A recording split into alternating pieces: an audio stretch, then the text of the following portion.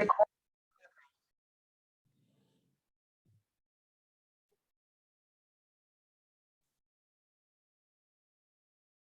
excited. All right. Good afternoon, everyone. Thank you for joining the space. This webinar will now be streaming on Facebook Live, as well as please note it will be recorded. Feel free to use the chat feature as well as the Q&A feature during the conversation.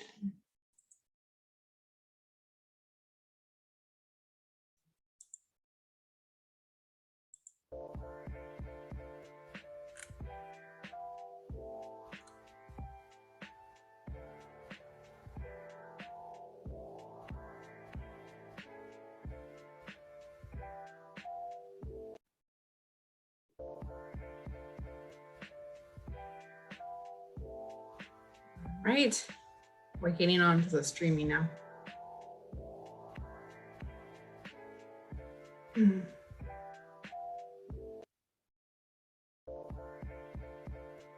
right, welcome.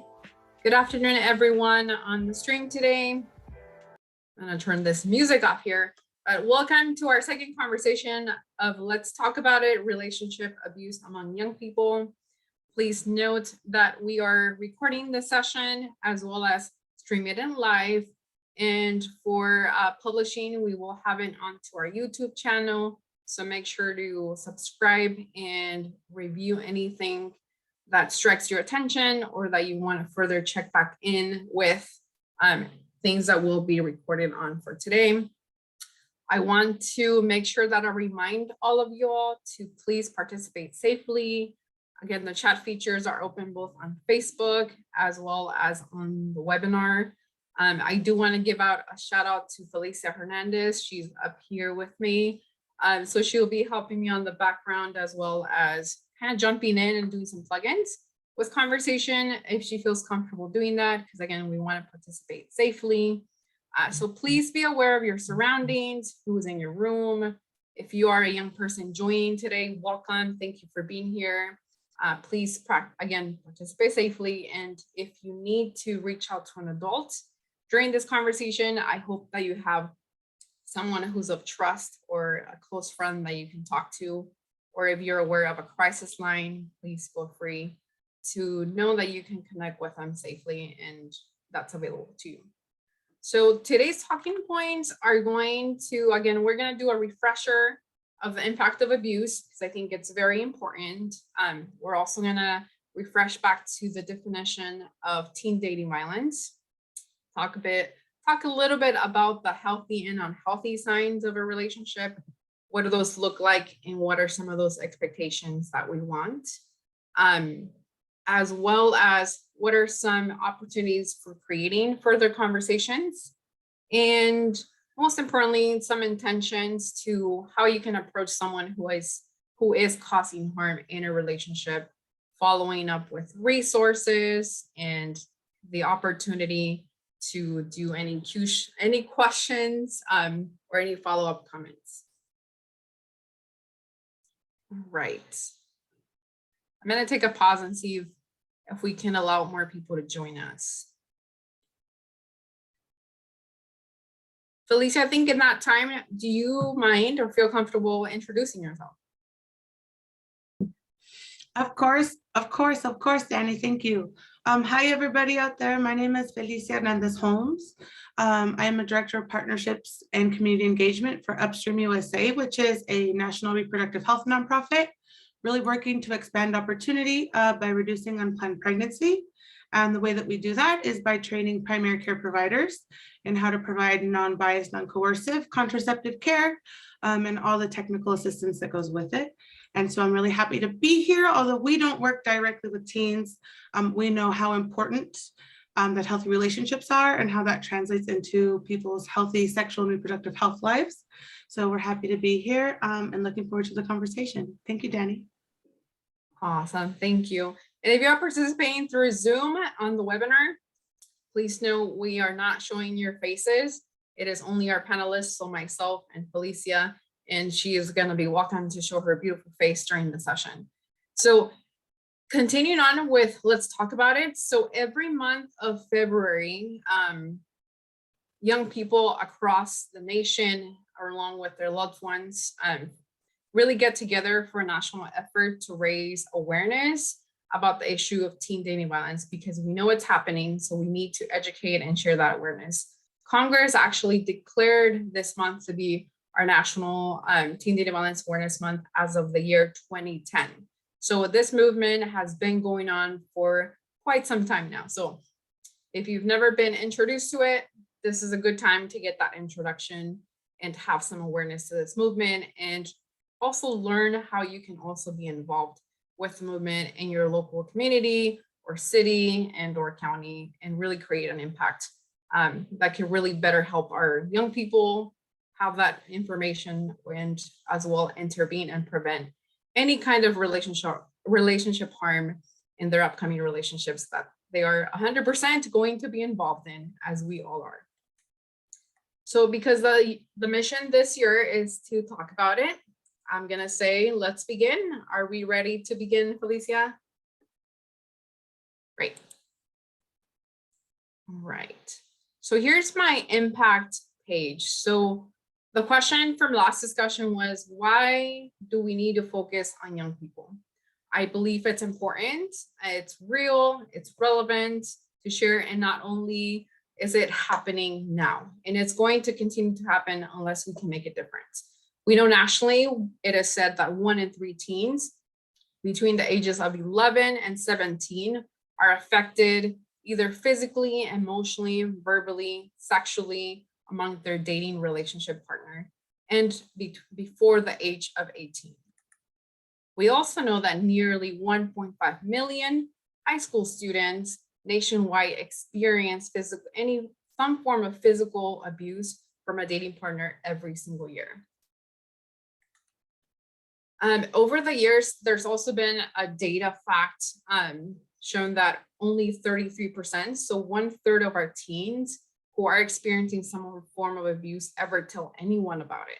So that's only 1/3 of our young population in nationwide. So that's a really small percentage of young people that feel confident and are able to talk to someone about it. It's also shown that 57% of teens often will know someone who has been or is physically harmed sexually and or verbally.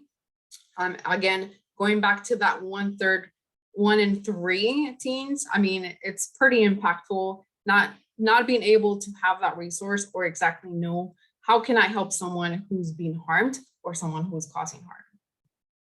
So the CDC actually showed in a youth risk behavior survey that nearly 1 in 11 female identified teens and male high school students report ever having experienced any physical violence in the last 12 months. So these are yearly stats from our CDC. About 1 in 8 female and 1 in 26 male high school students reporting having experienced sexual dating as well in the last 12 months.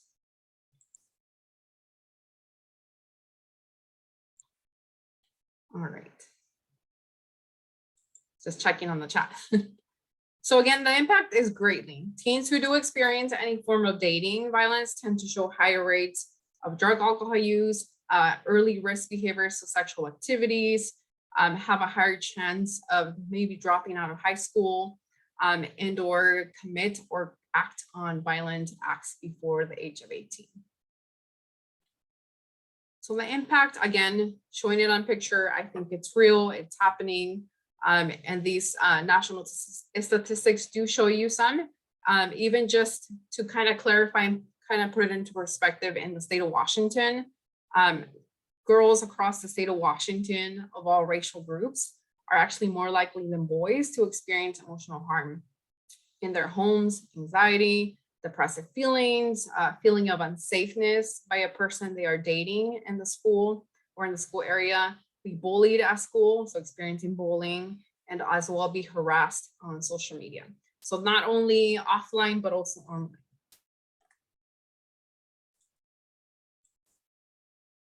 All right, so young people are still learning what makes a relationship unhealthy, healthy, and what are some of those actions and behaviors that can lead on a relationship to become abusive.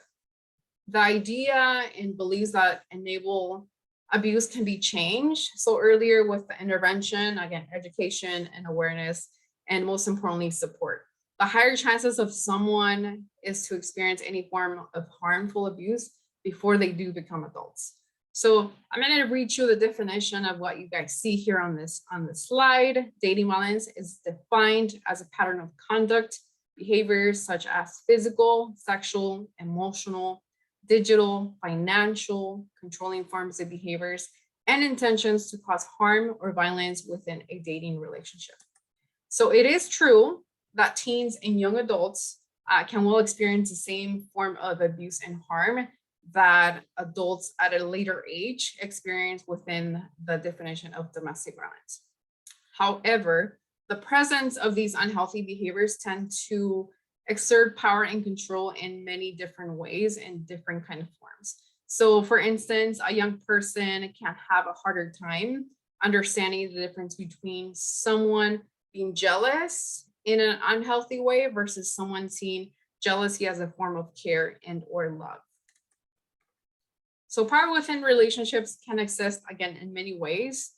There's definitely an unhealthy balance of the tactics and powerful controlling tactics in any form of relationship that can really come across any age, gender, race, class, and or other factors. So youth who are victims of any form of dating abuse are more likely, again, to experience those symptoms of depression, anxiety, feeling withdrawn, and attempts to suicide, as well as engage in those unhealthy sexual and physical acts, or those acts of maybe coping in a very unhealthy way, such as alcohol and or substance use. So violence in adolescence relationships can ultimately set that stage for problem in future relationships. All right, I need to stop saying all right. Relationships of any form, as we know, exist on that spectrum, and it can really be hard to tell when a behavior and action crosses that line, right? From unhealthy to maybe abusive, or from healthy to unhealthy, and what fits in between. So when it comes to relationships, we're not all perfect, and there's no relationship that is perfect. In fact, I don't think anybody, but any one of us is perfect. What matters is really the commitment, practicing and committing to start new habits every day that you can show to your partner to really create that healthy environment in your relationship.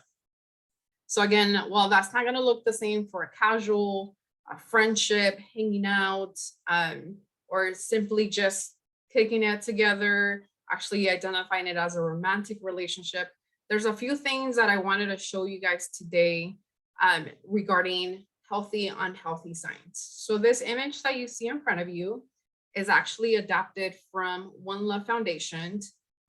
Large part of the content is what we utilize for our healthy relationship education with young people, but I feel like it fits across, again, all age groups to really kind of see these signs presented to you as a way of expectations and behaviors that we all deserve in any form of relationship, that being casual, romantic, or simply a friendship. So I'm actually going to give you just some brief definitions of a few of them. So going on to look at the healthy sign, I'm thinking of the comfortable pace. So relationship that both people are moving at a very comfortable space, as well as those initial steps that feel okay for both. That's what I mean by comfortable space, or comfortable pace, in other words. Honesty, really being truthful and candid without feeling how the other person will respond. Will they get angry? Will this cause just a really big escalation or argument that we won't have a civil conversation? Respect, you value one another's beliefs, opinions, ideas, and love one another for who you are as a person, the interests that you have, hobbies and or decisions, really growing together in a very mutual and respectful way. Other things that I wanted to add, I'm looking more on the healthy side, right, of this picture, is trust and support. So again, supporting the other person's goals and lives, growing, again, there's no perfect relationship. We all have things that we strive to work on, but we are there to support and trust that person that things will go well as we do them together, because a relationship is not just based on one person. It's based on the effort of two people in that relationship. With honesty and accountability, really accepting responsibility both ways, for self and your partner, acknowledging your wrongdoing, and really taking that responsibility for that wrongdoing in that relationship. If it's past violence, if it's comments, if it was belittling, if it was insulting you, degrading you, just really admitting and knowing that truthfully you can say I was wrong, and openly communicating that with your partner. So we really need to acknowledge, upon seeing these healthy and unhealthy signs, that every relationship is meant to bring the best out of who you are. It makes you feel better and good about yourself. It's not a balance of someone being higher than you and you feeling a lot smaller in that relationship. That's when we start to see what are some of these actions and behaviors that are crossing the line to become unhealthy. And ultimately, we know some of these behaviors can escalate to become worse, and possibly not change and therefore become abusive. All right, I'm gonna take a pause. Do we have any questions, comments that are coming through, Felicia? Nothing on the Zoom chat.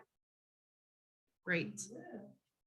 All right, I'm gonna move on to the next part here. It's never too early or too late to share a conversation with your tween, teenager, and or young adult about relationships, or really just having a conversation where you share some of those concerns. Give me 1 second.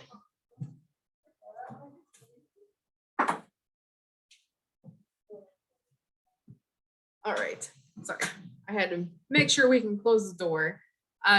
So going back, it's never too late and it's never too early to start these conversations, right? So I want to associate some of these things that I have here on the slide as where can I start some of these connecting talks, or maybe focus things on the list that can really create a trustful environment and an opportunity where myself as an influencer, as the adult educator, close friend, maybe sibling, can really start making those connections with a person who might not be comfortable yet sharing or is experiencing some form of harm and really is feeling like I can talk to you about it. So before you begin any of these forms of chat that you guys see here and that we're kind of exploring, it really helps to examine your relationship values before you bring that to attention to the other person.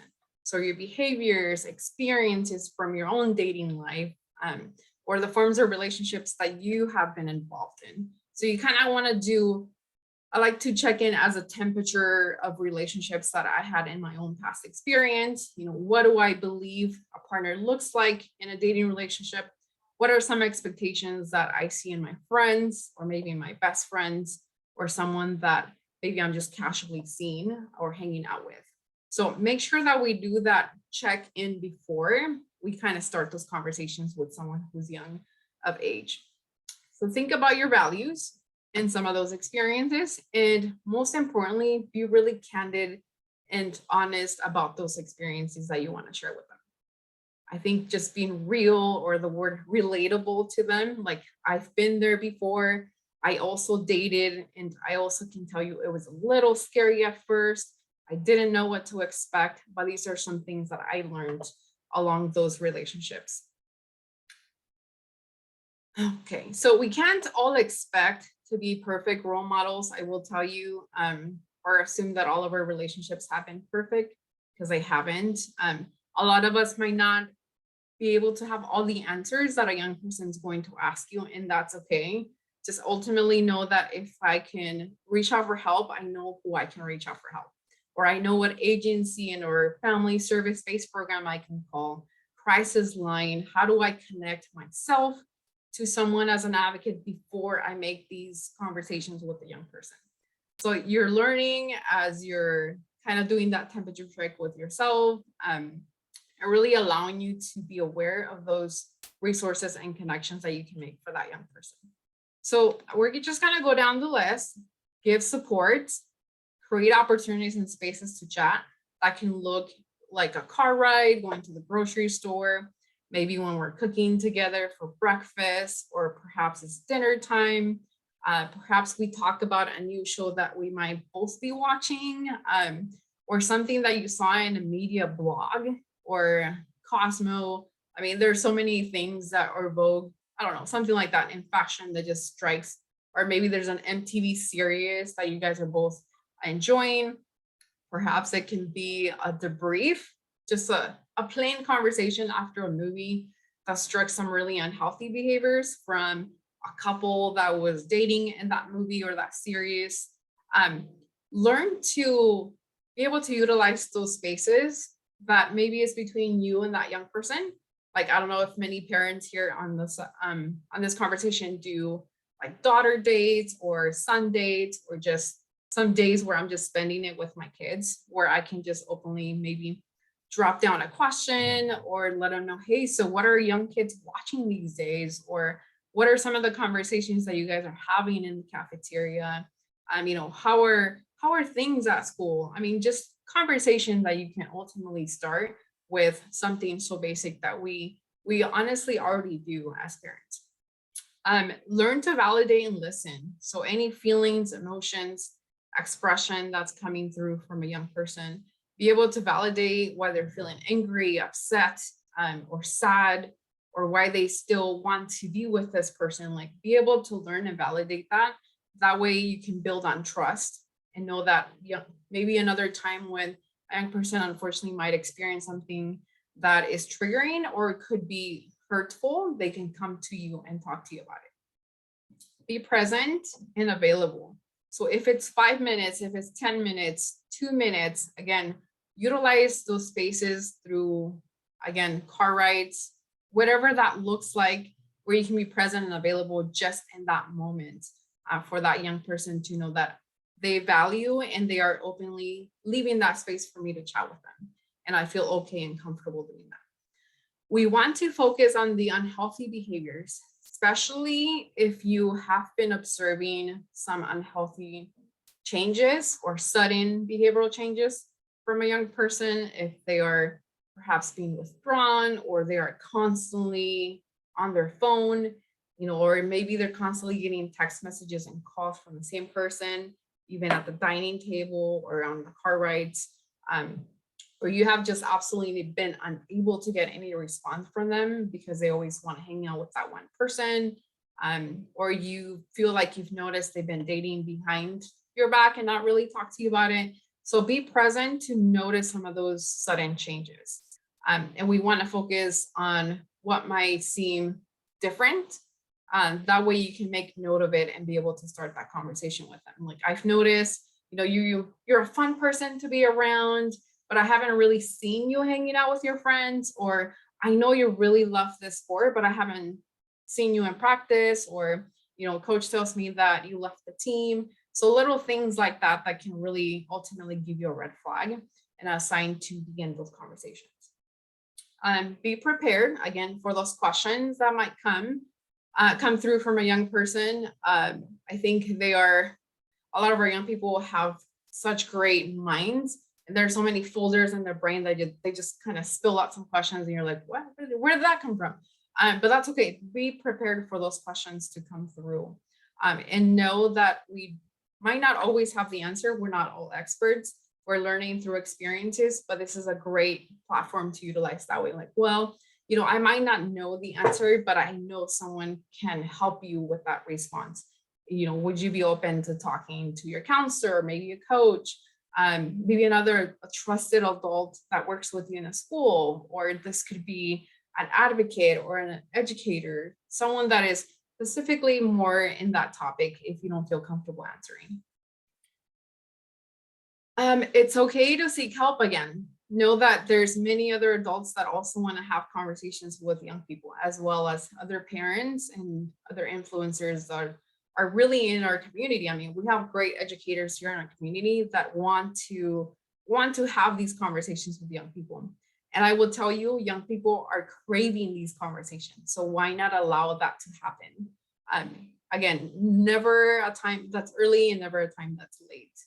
So as an advocate myself, I want to encourage you guys that we want to promote independence for young people that are experiencing harm through offering options.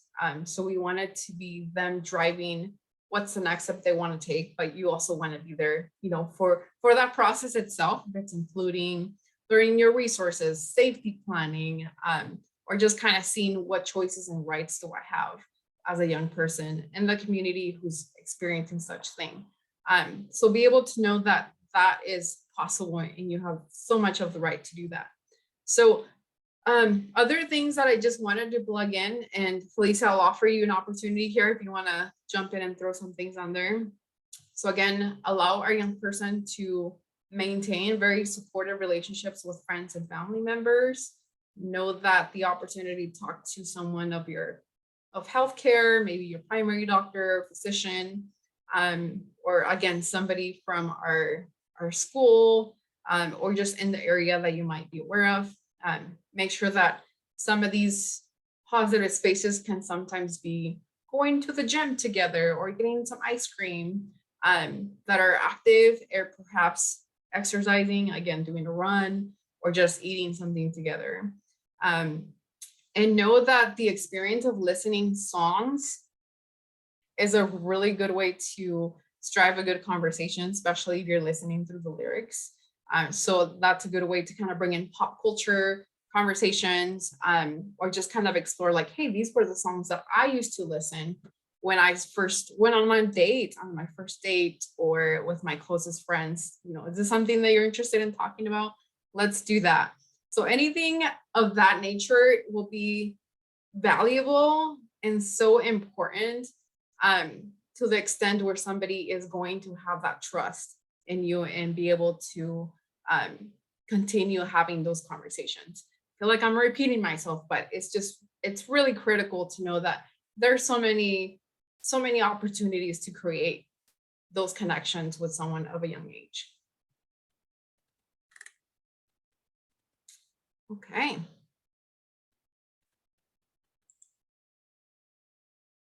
All right. So for our young people, influencers, educators, parents, if you think someone, a friend, or you have observed some concerning behaviors from that person, I understand it can be difficult to know sometimes what to do.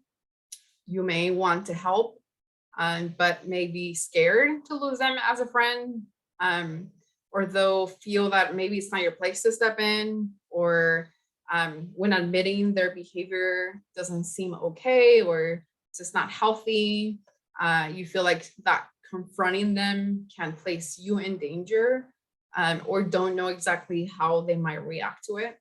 All of those feelings, I want to validate and tell you that are normal. But as a friend, as a parent, as an influencer, talking about these behaviors is very critical first step to intervene, or simply be present to support that person, before some of those behaviors escalate to worsen, and or become even more abusive. So I have some tips that I wanted to share with you on this image.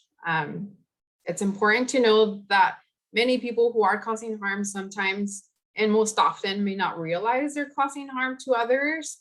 They may continue to believe that they're doing things for a certain reason of protection, or being sweet, or caring, or just being present to the other person they might be in a relationship with, or assume that being jealous is a good thing, and ultimately cannot always be a good thing, or admitting that, yeah, I request passwords from their social media at all times, and I request their location because I'm concerned for their safety.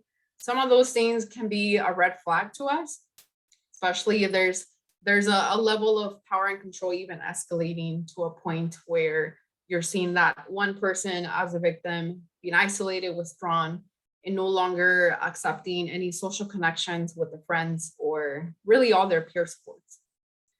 So I'm just gonna go down on the list. Prioritize safety for yourself, again, because we don't know how this person might respond. Think about your safety, and if you're comfortable safety planning or showing someone that I'm going to meet with so-and-so, talk about XYZ points of unhealthy behaviors that I've noticed. That's great. Do that. And also assure that person that you want this to be a safe and trustful and open space where you guys can just simply talk. That way, that could decrease the chance of them escalating if they do become aggressive. So we do that by focusing on those unhealthy behaviors. So really expressing, I've noticed this. I know you're such a great person and I've seen you in conversation, but I feel like some things have changed. So let's talk about those. Validate and understand some of their feelings that they might be sharing or coming forward to you if it's angry or this is something that I've seen and I know that this is the way I need to react or show that I care to someone. I see it in my school. I see it in shows. It's normal. Like, what are you talking about? Be able to validate how they're feeling about those actions that they are doing. So be able to listen, stay connected with them as much as you can. I know that can be hard, especially if they feel like you're targeting them or you're picking on them or asking questions that just doesn't make sense to them. But this can really build that trust for ongoing conversations. Practice understanding, be empathetic, that often a lot of these behaviors are learned from past experiences, traumatic events, or many other factors that can be with homelessness or sense of abandonment or just any kind of crisis or traumatic situation that they might have experienced or are still facing in their family, household, or just in that community or environment that they are in. Help identify as the influencer, the adult, some healthy alternatives to some of this unhealthy behavior you have noticed. That way that coping mechanism isn't always a reaction to violence, or I'm going to react in a very violent way at all times. Could they be an alternative to maybe some breathing when you are feeling frustrated, maybe talking to someone when you're angry, or talking to a therapist, or perhaps expressing this through exercise, maybe punching a bag instead of physically harming someone else, or maybe reading a book if that helps, or just listening to music. So just trying to promote some of these alternatives to better promote healthy behaviors. And ultimately acknowledge that it's going to also depend on the effort and work that that person puts in to make that change on their own. Because again, we're offering some of these choices and solutions to those alternatives, but ultimately they get to make that choice, right? And at the end of how they want to do that. If any of you guys are familiar with the power and control wheel, I think it's a great diagram, I guess you can say, or a picture to kind of just talk about how does power and control look like in relationships and what are some things that I've noticed you have done towards this person. So again, X, Y, and Z, and really help them define that abuse doesn't always look like you leaving a bruise or a mark on someone. It can be other forms of behaviors and actions that are harmful, or you might not acknowledge that there's an intention to harm that person because you feel like you want to have them pay for the food all the time or have them choose the location of every place you hang out, and that seems normal to you. So be able to kind of acknowledge it through a diagram that can be helpful, and a good way to also begin conversations. There's also a really good exercise. I think it's called, I'm trying to figure out, it's a dialectical behavioral therapy acronym, which is DEARMAN. It means describe, express, assert, reinforce, stay mindful, and appear confident, as well as negotiate. So these are some examples of being able to, in a positive way, offer solutions and be able to do some form of safety plan with someone who is causing harm. I'm going to give you an example. That way it makes a little bit of sense of how you can put all these words into a small scenario. Hey, I've been thinking of some ways we can work together to make our relationship healthier. I like it when you do X, Y, and Z. I think we're good in those areas of A and B. I do want to work on some other areas, maybe starting with letter C, would you like to help me think of what we can do to make C better for us? So again, working through a lot of description, expression, reinforcing those behaviors, staying mindful, appearing to be confident, and negotiating, which negotiating and compromising are really good values to a good relationship. Another example could be, hey, I've been thinking about how to make things better for us. I came across this website and I found some great articles. I want to know what you think. And if you want to try any of these, I think I'm going to do X, Y, and Z. What are some things that you would want to try? So just some ways to give an example of conversations through that keep behavioral therapy acronym of DEARMAN. And ultimately, again, keep your list of your local and national resources to offer those as solutions and means of support.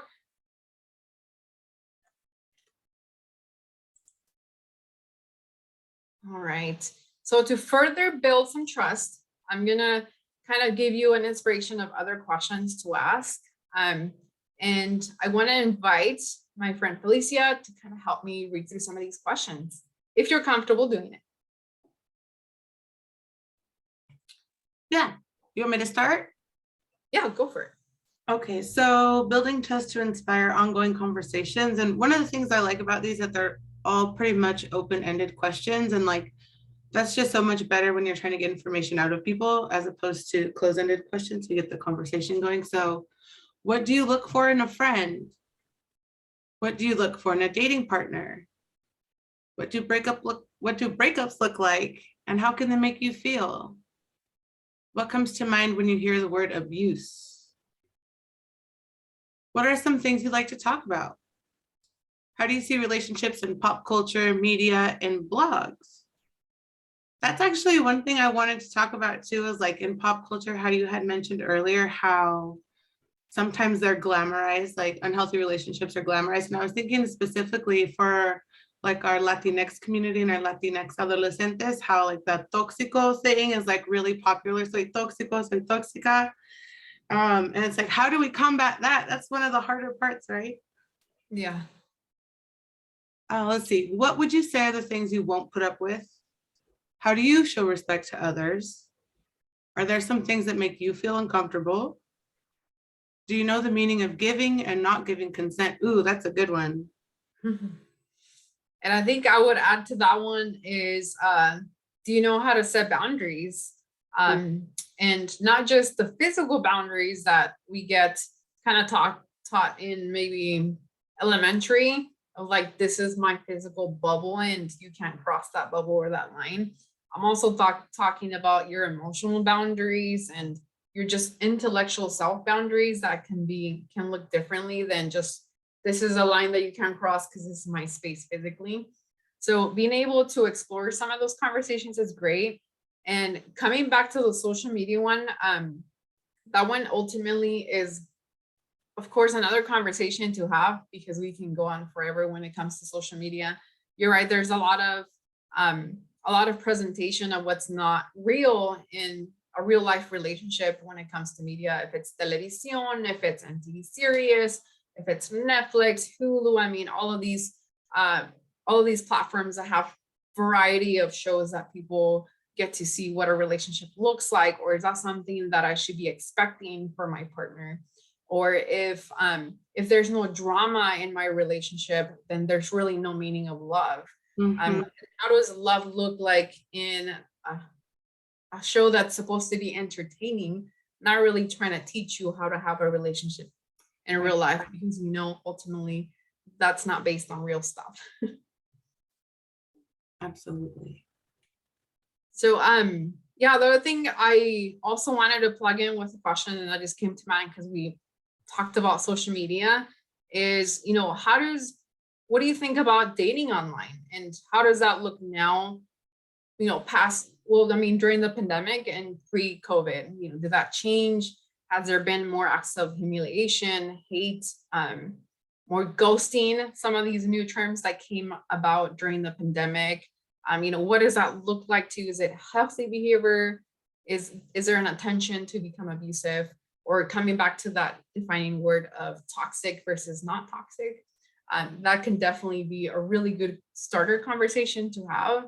And I want to invite you young people, if you guys are ever interested in co-facilitating or having a conversation about social media, if it's a special show or something that has just brought you so much attention, please do let us know. We are happy to talk about it, because that can definitely be another hour class, or just something that we can go live on Instagram or Facebook, whatever that feels comfortable.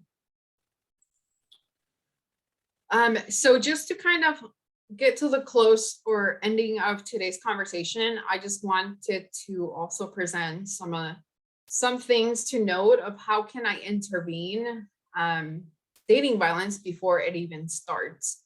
So first skills can include learning how to manage the sharing of those feelings and how to communicate really in a healthy way without it becoming violent or aggressive.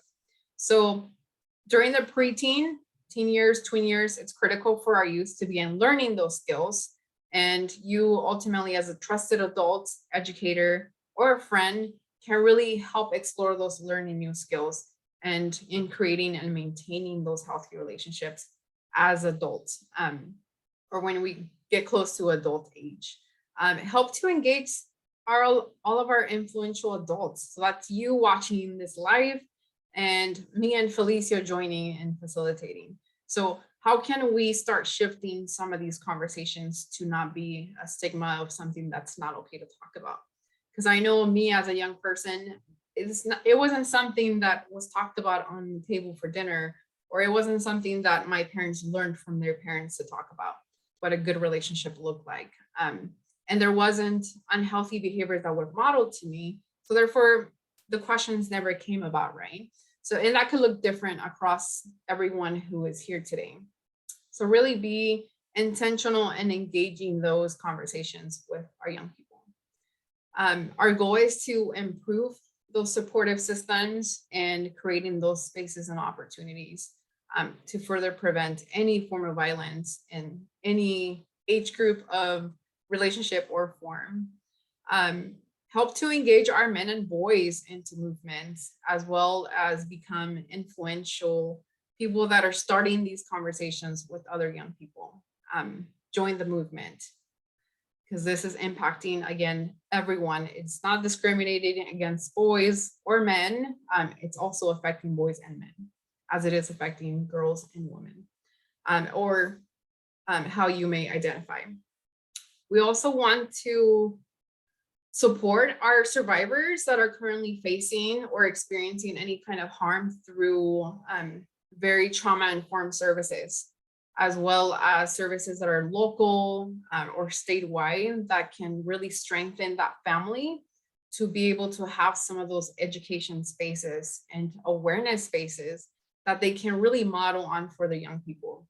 So it starts with that as well, with our victims, and providing them through what are those needs and what is a program that can help you meet those needs to better educate and share that awareness that young person and that household, which I think really drives back to our program of being survivor driven, really focusing on the needs of the families and understanding that every story is going to be different, as well as every need is going to be different. And overall, just really keeping that goal in mind, that the mission is to really be practicing successful prevention strategies, prevention that is successful in all forms of spaces with those conversations, and know that these effects can definitely be long lasting. And can start at really any age group.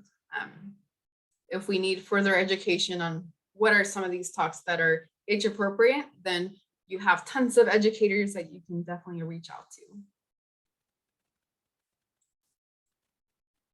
All right, and here are some resources that I want to present to you. A lot of these resources that you see on this page do work with young people. The National Alliance of mental illnesses. Again, their crisis line, their form of text, Roth's House that really works with, there's an age group for young people that deserve that extra support and the chance to succeed. So they have other resource center activities and just access to things that can help them with employment, housing, a lot of great stuff. Victim Resource Program from Yakima Nation and Toppenish has also great resources that you can reach out to if you're more in the Lower Valley. Aspen Victim Services, that's a program that's working through Comprehensive Health Services. So there is an opportunity to get provided with those services if you're a victim of various forms of crimes, sexual assault, child abuse, human trafficking, or simply just talking to an advocate through their line. Our YWCA Yakima, you have our 24/7 crisis line, or you have myself in that program. If you just want to talk to someone confident in confidentiality, you are most welcome to do that, as well as our partnering programs like Lighthouse that works in Sunnyside. So again, the Lower Yakima Valley also have a crisis line, and they have very supportive services for young people as well.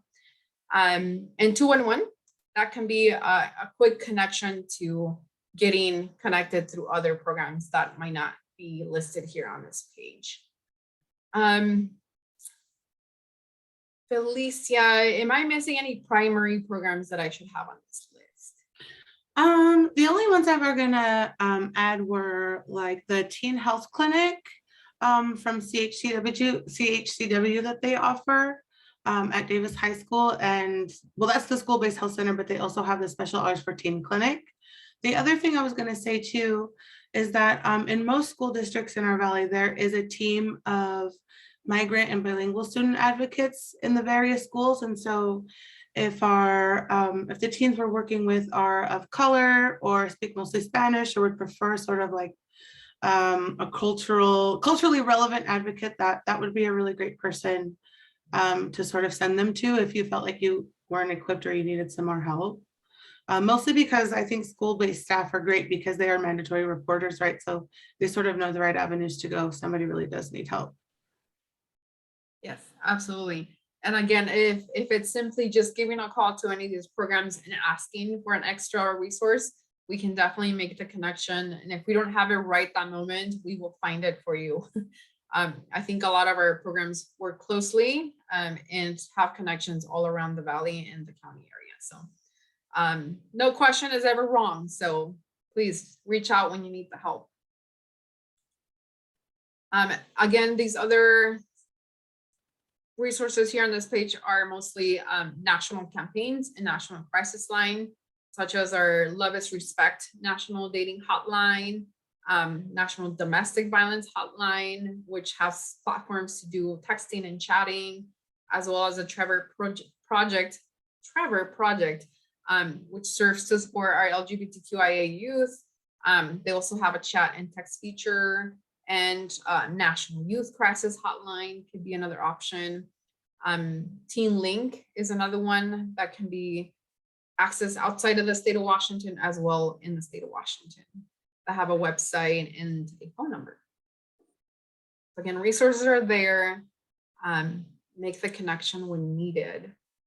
So for the purpose of closing our program today, I will hopefully be able to have the scanned access to a survey. Thank you so much for your time and for listening to this conversation today. Your feedback is greatly appreciated and so important to the work that we are presenting. This QR code will send you access to that survey. Please, when you get a chance, complete it for us. We would really appreciate that feedback. That way this helps us present further programming for the coming years and weeks and days. That is much needed. There's work to do. However, you must know that dating abuse, dating violence is 100% preventable. And it takes a whole team. It takes a whole community. It takes a population of so many young people across our state and nation to make that happen. But I will tell you, it's 100% doable. So reach out for help. Thank you for the space. Felicia, any closing thoughts that you would want to plug in today? Nope, just that I'm really grateful that I got to be here today and learn from you about this really important stuff. And I just can't wait to see what else we come up with. Absolutely. So yeah, definitely send us your feedback. Let us know some topics that maybe you want to hear or some topics that you'd like to take part of. All of those spaces are welcome. So again, thank you for sharing this space with me. Again, please note the session has been recorded in case you missed it. Doing errands or just taking care of things in life. It totally happens. This will also be added into our YouTube channel, so make sure to subscribe, YWCA Yakima, as it will also be living into our Facebook event for this conversation, and look out for future conversations. So thank you so much. Have a great rest of your day today. Thank you, Felisa, for joining. You're welcome. Bye, Danny. Bye, everyone.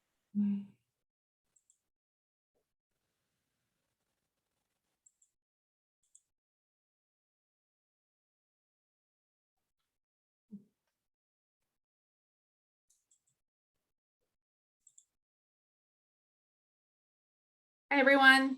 Thank you for being here.